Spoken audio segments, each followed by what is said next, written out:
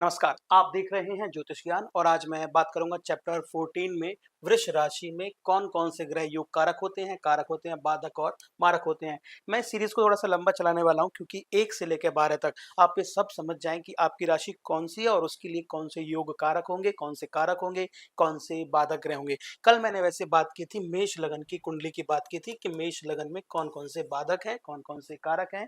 तो मुझे लगता है आप समझ गए होंगे। नहीं समझे हैं तो प्लीज़ ये वाला चैप्टर देख लें क्योंकि कुंडलियाँ और जो रूल्स हैं वो एक जैसे होते हैं।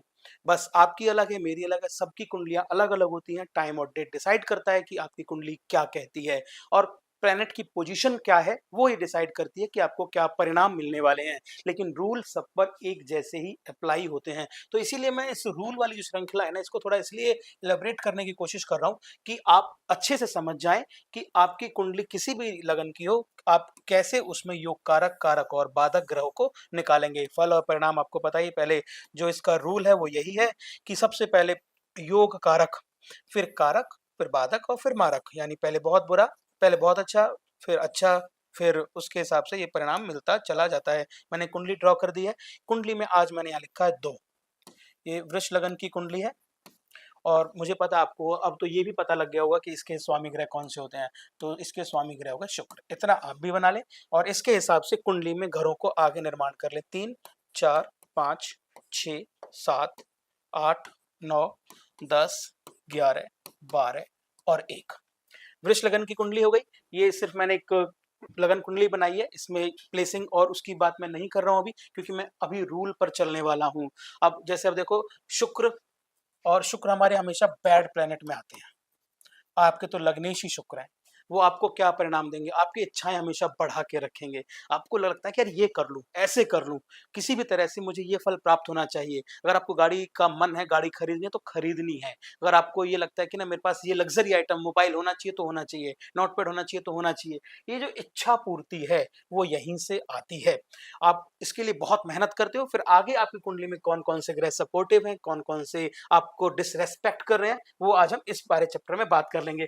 अब बहुत क्विक रिकैप आपका तो समझ में आ ही गया है। 1 8 के घर 1 और 8 के मालिक मंगल, 2 और 7 के मालिक शुक्र, 3 और 6 के बुध, 4 के ये इसलिए मैं बोलता हूँ हमेशा कि जिससे आपको ये चीज़ें टिप्स पर हो जाएँ।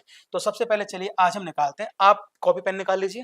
निकाल लिया होगा, नहीं तो कोई और तरीका जो भी आपका अच्छा तरीका है याद करने का, समझने का वो समझ लीजिए। सबसे पहले मैं बात करता हूँ योग कारक ग्रह।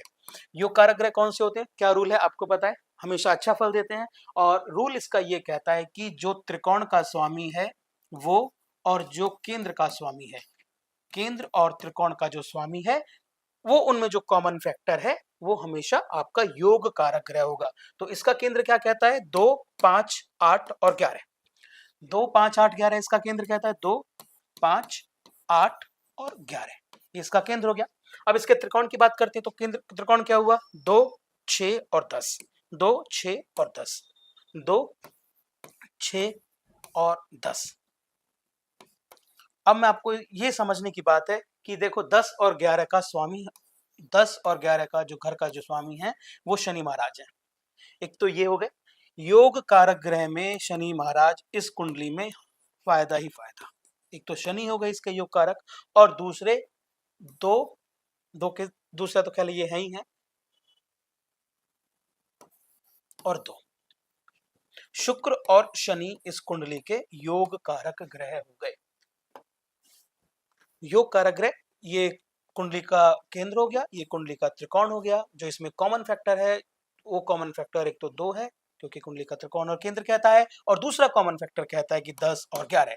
10 और 11 के जो स्वामी हैं वो शनि महाराज हैं। तो इस कुंडली में शुक्र और शनि योग कारक ग्रह हो गए। बहुत सिंपल समझा। केंद्र और कुंडली के जो मालिक हैं उनमें जो कॉमन है वो इस कुंडली के योग कारक ग्रह हो गए। अब बात मैं करूंगा कारक ग्रह की। अब इस कुंडली के कारक ग्रह कौन से हैं? रूल क्या कहता है? रूल कहता है कि जो त्रिकोण का मालिक है वो कुंडली का कारक ग्रह है। कारक ग्रह 2, 6 और 10। 2, 6 और 10। 2 का मालिक शुक्र, 6 का मालिक 2 का मालिक शुक्र हो गए, 6 का मालिक 1, 2, 3, 4, 5, 6। 6 का मालिक 6 का मालिक हो गए बुध और 10, 7, 8, 9, 10, 10 का मतलब हो गया यहाँ पर शनि। तो इस कुंडली में ये आपके कारक ग्रह हो गए, शुक्र, बुध और शनि। 2, 6 और 10 के जो मालिक हैं वो आपके कुंडली के इसमें कारक ग्रह हो गए। चलिए ये भी आपको समझ में आ गया, क्योंकि कुंडली का त्रिकोण है, जो त्रिकोण के मालिक हैं वही आपके कारक ग्रह हो गए। अब बात करते हैं बाधक ग्रह की। बाधक ग्रह कौन से होते हैं? बाधक ग्रह को मैं कल समझा रहा था, तो आपको मैंने बताया था, एक छोटा सा चार्ट आपको बताया था। बाधक को समझने के लिए आपको चर लगन की कुंडली है, स्थिर लगन की कुंडली है, या द्विसंभाव की कुंडली है। अब मान के चलते हैं, जो मैं बता रहा था 1, 2, 3 ऐसे 4, 5, 6, 7, 8, 9, 10, 11 और 12 ये लिखा। अब इसमें आपका जो कुंडली की जो मैं बता रहा 2, क्योंकि यहाँ पर वृष लगन की कुंडली है, 2 आपका स्थिर। स्थिर का मतलब हो गया 9वां। जो 9वां घर है वो आपका बाधक ग्रह है। अब इसमें बाधक ग्रह 9वां कौन सा है, नाप लेते हैं। 1, 2, 3, 4, 5, 6, 7, 8, 9। शनि देव इस घर में 9वें घर इसमें आए हुए हैं। 9वें घर के मालिक कौन है? शनिदेव। 9वें घर के मालिक हो गए शनिदेव। तो शनि इस कुंडली में बाधक ग्रह हैं। अब देखो, जैसे अभी हम बात ही कर रहे थे ना पिछले चैप्टर में, कि अगर एक ग्रह 2 जगह आ जाता है तो हम उसे कैसे कैलकुलेट करें कि ये बाधक है या मारक है। तो इसमें भी देखोगे कि आप शनि महाराज कारक ग्रह भी हैं और बाधक ग्रह भी हैं। तो कारक और बाधक ग्रह को मैं आगे जब मैं सम अप करूंगा तो मैं बता दूंगा कि इसमें ये कौन से ग्रह आपको फायदा देंगे, लेकिन इसमें जो बाधक ग्रह आए वो शनि महाराज आए। शनि इस कुंडली के बाधक ग्रह हैं। अब एक और बचा मारक ग्रह। अब मारक ग्रह कौन कौन से होते हैं? अब मारक ग्रह वैसे तो बहुत सिंपल सा रूल है, दूसरा और सातवें घर का जो मालिक है वो दूसरे घर का, और सातवें घर का जो मालिक है वही है। लेकिन समझने के लिए कल मैंने रूल आपको बताया था कि अष्टम टू अष्टम यानी 8वें घर से 8वें घर, और वहां से जो द्वादश है वो आपकी कुंडली में मारक हो जाता है। अब क्योंकि ये ना देखा जाता है कि अष्टम में इसलिए बार बार कह रहा हूँ कि 8वें घर से आयु देखा जाता है, आयु का खर्चा देखा था, कितनी आयु कम होती चली गई। और जब आप संसार में हैं तो ये देखा जाता है कि कितने खर्च आपके हो गए। तो ये दोनों इसलिए काम करते हैं कि अष्टम टू द्वादश टू द्वादश। तो दूसरा और जो सातवां घर है वो आपका माना जाता है कि ये बहुत ज्यादा मारक होता है। तो यहाँ पर जो मारक ग्रह हो गए बुध और मंगल, बुध और मंगल हो गए, है ना। चलिए साहब, ये मारक ग्रह भी हो गए आपके बुध और मंगल। अब ये कैसा कैसा परिणाम देंगे, अब इसके लिए हमें क्या करना है, सबसे ऊपर लिख दो योग कारक। योग कारक ग्रह कौन कौन से थे जो त्रिकोण के और केंद्र के मालिक हैं? तो उसमें आपके निकल के आए थे शुक्र और शनि। तो शुक्र और शनि इस कुंडली में योग कारक ग्रह हैं। अब आप आ जाओ कारक ग्रह। कारक ग्रह कौन कौन से हैं इस कुंडली में? कॉपी पेन निकाला होगा आपने, लिखा होगा। तो इस कुंडली में शुक्र, बुध और शनि। तो शुक्र, बुध और शनि ये 3 इसके कारक ग्रह हो गए। अब बाधक की मैं बात करता हूँ, बाधक ग्रह कौन कौन से हैं इस कुंडली में? अब बाधक ग्रह इस कुंडली में शनि महाराज। शनि की बहुत इंपॉर्टेंस है इस कुंडली में। वृष लगन की कुंडली है ये, दूसरा भाव प्रथम लग्नेश है, तो इस कुंडली में शनि महाराज के बहुत काम है। अब देखना कैसे कैसे हर 3 जगह देखिए आप, योग कारक में भी आ गए हैं, मारक में भी आ गए हैं और बाधक में भी आ गए हैं। और अब बात करता हूं मैं मारक ग्रह की। मारक में बुध और मंगल, मारक में हो गए बुध और मंगल। अब जो एक टर्म मैं बता रहा था आपको प्रबल मारक, वो प्रबल मारक अब यहाँ आपको समझ में आ जाएगा। अच्छा, हमेशा इस बात का ध्यान रखना कि प्लेसमेंट मैटर्स। किसी भी प्लेनेट की प्लेसमेंट हमेशा मायने रखती है, वो किस घर में गया है। ये हमें, जैसा आपको मैंने एक बार उदाहरण बताया था ना, साधु महात्मा अगर किसी शराब के ठेके पर चला जाएगा तो वो वहां पर जाके प्रसाद नहीं देगा, ये आप समझ लो। Placement always matters. या फिर कोई आप दुष्ट आदमी मंदिर में चला जाएगा तो वहां का दुष्टता जाकर उसकी खत्म हो जाएगी, वो वहां जाकर योग ध्यान ही करेगा। Always remember placement matters. तो मैं यहाँ था आपका योग कारक ग्रह पर। तो इस कुंडली के जो योग कारक ग्रह हैं वो शुक्र और शनि है। कारक ग्रह शुक्र, बुध और शनि है। बाधक ग्रह ग्रह इसमें शनि है। मारक ग्रह इसमें बुध और मंगल है।